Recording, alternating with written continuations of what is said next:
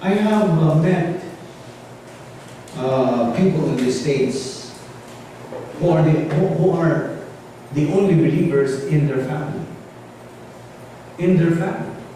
Most of their members of the family are atheists, Buddhists. Dito sa Amerika, magkatagbo kang nagkalaking mga timuan. Ako lang nag-isultihan kanya itong kauban ng trabaho mismo. Amerikano. Sige na siya o kanang sulting oh my God! Oh my God! Pero siya, well-known yun siya nga dili yun ang totoo. Waan yun siya tinuwan, bisa mo sa huwag yun. Apan sige siya, oh my God! Oh my God! One time I asked him, why do you keep saying, oh my God, when you don't believe in God? Oh, that's only expression.